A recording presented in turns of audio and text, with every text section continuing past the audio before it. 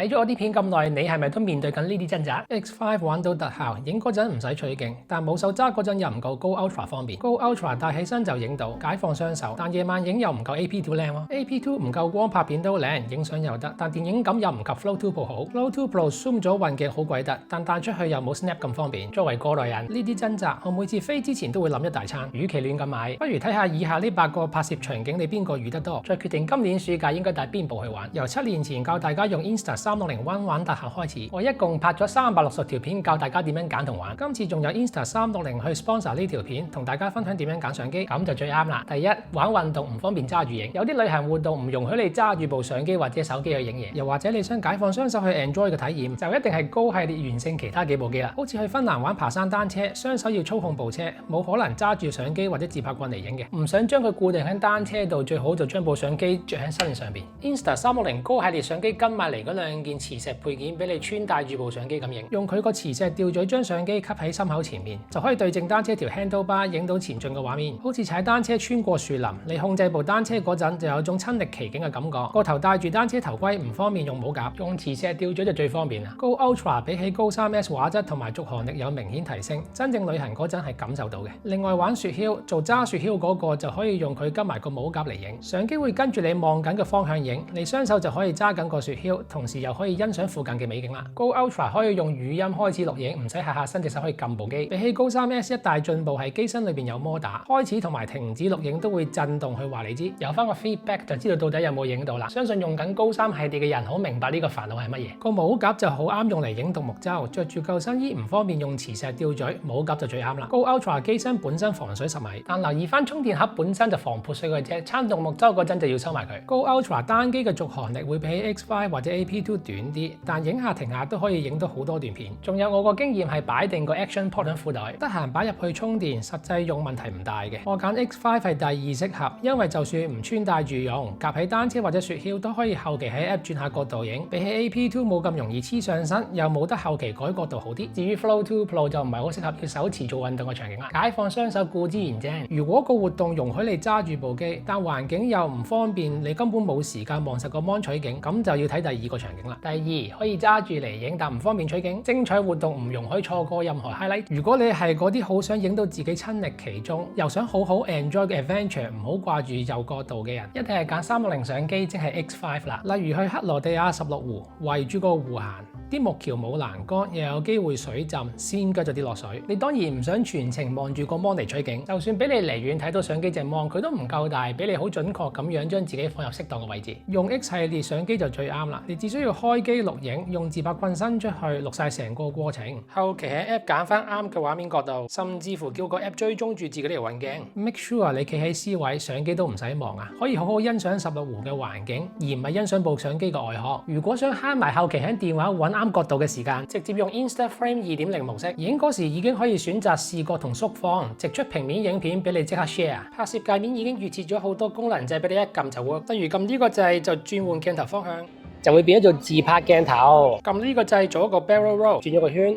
撳呢度就會360度 pan 一次。撳呢度打開雲台模式，有3個俾你揀，拉下邊呢條 bar 就可以 zoom in 同 zoom out。撳呢個掣仲可以打開埋 joystick mode， 除咗頭先見到嗰啲功能掣之外咧，仲多咗粒 joystick 俾你搞，就可以控制雲台角度。呢個 mode 仲可以配合埋自由運鏡自拍棍一齊用，用上面嘅實體掣當佢一個 gimbal 咁樣用，控制上面嘅雲台。撳呢個掣切換鏡頭前後，撳 C 掣做預設運鏡，而家係 set 咗做360度 pan 鏡嘅，轉呢個滾輪就會 zoom。後邊呢個掣撳一下開啟追蹤，追蹤就變綠色框。自拍仲可以任何時間都 keep 住自己喺畫面中間啊！中意嘅話打橫咁擺部機都得。最正就係同時會記錄埋一條360影片去做後備喐得嘅，俾你喺有需要有時間嗰陣再後期做多啲視覺出嚟，好啱旅行嗰陣用。X5 粒 sensor 比起前幾代都大咗，可以就到光暗畫面嘅平衡，晚太陽光差大嘅場景都可以避免太暗或者光位太爆嘅情況。又例如坐雪橇，雖然容許你揸住部相機自拍，但會搖來搖去，畫面容易震。360相機嘅防震效效果係平面相機媲美唔到嘅，喐來喐去嘅畫面都可以幫你平復落嚟，仲要 keep 到條水平線一定直啊！當然 X 系列相機兩邊鏡頭係突出嚟嘅，行山或者玩極限運動嗰陣就要小心刮花。佢哋都知道呢個係全景相機嘅 pain point， 所以 X5 嘅鏡頭用咗更加硬嘅 coating， 耐磨防刮嘅能力咧比上一代勁咗1倍。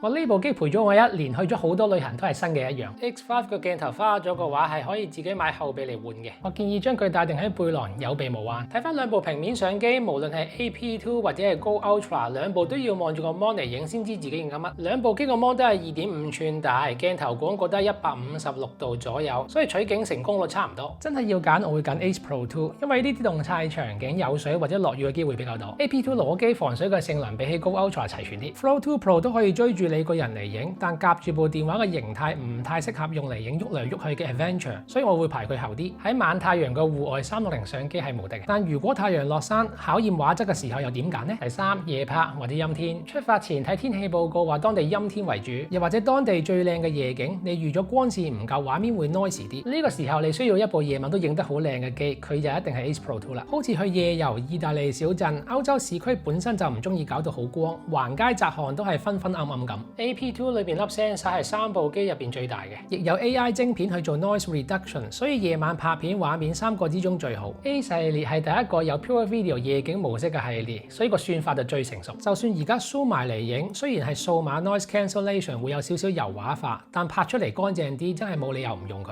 去芬蘭影北極光嗰晚，我係揀咗 AP2 作為主要相機嘅，開埋長時間曝光，影到我好中意嘅相。最正係運動相機泛焦嘅設計，乜都清，唔需要搞對焦啊！試過用手機影北極光嘅人明白我講咩嘅。X5 同埋 Go Ultra 都影到，但啲相冇 AP2 咁靚，所以我用佢哋嚟影對畫質要求冇咁高嘅 time lapse。AP2 開埋 Pure Video 會食電啲，不過我通常帶多一粒電咧就夠我用啦。嚟緊官網除咗特價用我條 link 買，仲會送多粒電。X5 同埋 Go Ultra 都有 Pure Video 模式，夜景效能叫做夠用，但畫質絕對唔夠 AP2 嚟。至於另外兩個要用到電話嘅器材，就好睇你部電話有幾勁啦。旗艦機嘅電話夜拍都冇問題嘅。捱過咗陰暗嘅夜晚，第二朝起身見到超級大山大水嘅靚景，我哋又應該點樣揀呢？第四，戶外空曠拍攝場景。如果你嘅行程會行山，喺戶外影大山大水，地點開揚用自拍棍都唔會阻到人。但係 X 系列360相機就實冇死啦，好似去意大利 Dolomites 嘅 Alpe di Siusi， 用 X5 加埋114cm 自拍棍影出去，已經影到平面相機或者電話絕對比唔到你嘅畫面。上到海拔2000幾米嘅高山高原，雖然都有遊客，但地方有半個香港島咁大，絕對係用360相機任影嘅時候。我仲好少有咁帶埋支3米棍去扮無人機拍片。如果當地禁飛無人機， X 系列係最啱用嚟扮航拍嘅相機。喺呢個高原你可以行住嚟兜個大圈，無論支棍點樣擺點樣影都唔會阻住人。試過喺日本市區開自拍棍嘅人會明白嗰種掙扎。第二日去睇 Dolomites 嘅 Secchetta， 全景相機就可以將大山大水影晒，條路唔難行。但你寧願花時間去睇靚景，定係望住相機個 mon 慢慢構圖？ X5 多咗個 Pure Video 模式，解決咗以前360相機夜晚風景唔掂嘅問題。佢仲有超多配件，例如子彈時間配件，喺空曠嘅地方揾特效就最啱啦。不過要留意360相機 crop 出嚟嘅平面影片，銳利度同埋細節始終唔及平面相機，只要後製唔好 zoom 咁多，其實都 OK。X5 舊電已經好耐用，嚟緊官網做特價之餘，用我條 link 買仲會送多一嚿。如果唔想用360相機，我會建議用好似 Flow 2 Pro 呢類型嘅手機穩定器，佢比較壓榨嘅問題啊，喺空曠嘅環境絕對唔成問題。喺戶外任影當然爽啦，但旅行總會翻到人多車多嘅市區，喺條街舉起支3米棍，包你俾人白眼啦。市區 City Walk 又應該點玩？第五，人多擠逼 City Walk 場景，去東京、大阪市區玩，或者外國人嚟香港玩，景點逼到爆，打開自拍棍要面皮夠厚，攞住部大機自拍又要有強大嘅心臟喎。呢個時候我一定用 Go Ultra， 好似我去布拉格舊城區，長期多遊客，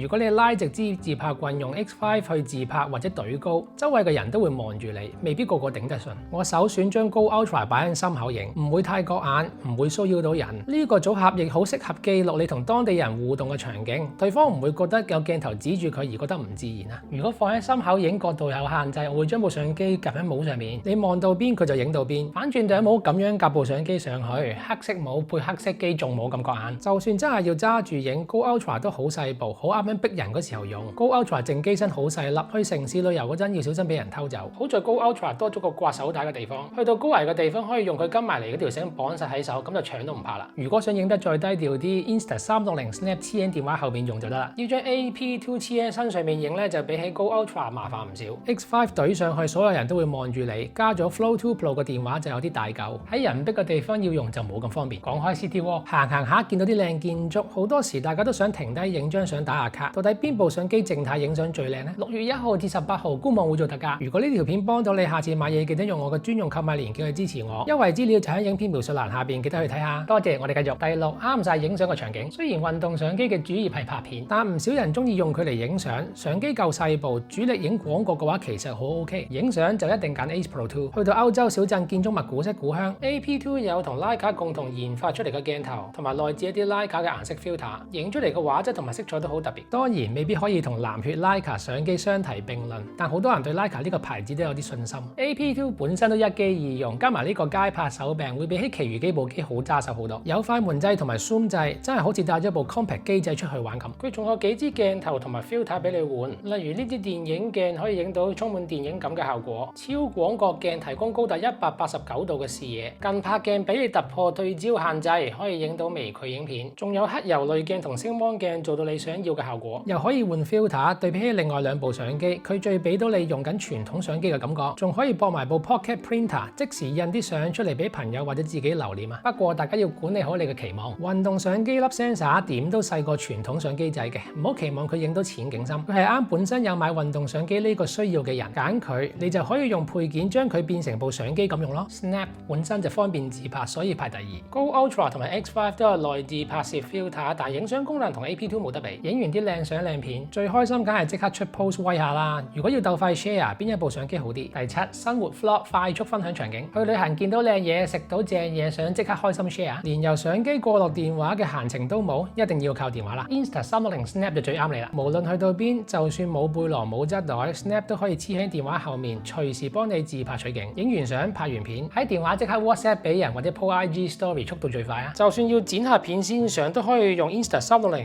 App 或者 IG 本身嘅 Edit App 做都得。呢個係傳統運動相機追唔到嘅機動性。當然 Snap 加手機唔可以好似運動相機咁上天下海粗用，但勝在近似唔使帶多樣嘢咁。普通城市旅遊呢些嘢夠晒用噶啦。如果你想 Vlog 嘅質素高啲 ，Flow 2 Pro 會俾到你更好嘅運鏡，但犧牲少少機動性。Go Ultra、AP2 同埋 X5 都要先將影像過落電話，所以冇 Snap 咁方便。對於極速出 post 有要求嘅人未必最順手。快速分享係好玩，但如果你對畫面有執着，想將個旅程拍到好似微電影咁，又唔想帶重裝備呢？第8，電影感旅行影片，唔係個個都中意自拍嘅。有啲人中意喺鏡頭後面做運鏡，影啲有 feel 嘅畫面。唔想帶大相機嘅話 ，Flow 2 Pro 係最佳選擇。如果旅行目的地環境靚又唔太逼 ，Flow 2 Pro 加埋個電話可以影到好唔錯嘅畫面。近幾代嘅 iPhone 拍片已經好靚，夠晒 social media 用啊！用 Flow 2 Pro 嘅3軸穩定，點 pan 點挑都得。特別係開咗闊螢幕模式，再用 iPhone 光學 Zoom 2X 或者以上，佢幫你加埋 filter， 好簡單就影到有壓縮感嘅電影 feel 畫面。對比起其他幾部機一開即拍，用 Flow 2 Pro 都要先將佢反出嚟，再將部電話連去 App 先可以影到。用 iPhone 嘅記得用埋佢個 Dock Kit 功能咧，用原生相機一仲快啲啊！緊隨其後嘅係 AP2， 佢有 2X 保持畫質嘅變焦，用 App 輸出2.35:1比例都呃得下人，但畫面穩定程度冇可能贏到物理防震嘅 Flow 2 Pro。X5 個360防震好厲害，但用超廣角定焦鏡一放大嚟睇就會冇咁靚。至於 Go Ultra， 如果有人同你講佢可以拍到大電影感，佢一定係呃你嘅。除咗 Snap， 今日講嗰4個產品都可以夾埋最新嘅 Mic Pro 去收最靚嘅聲音。逢星期六呢度都有市集啊，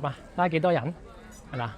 啲人喺度講嘢咧，用 Mic Pro 收音開埋降噪都 OK 嘅。嗱，呢一段咧就係賣水果熟食嘅，所以都好多人啊。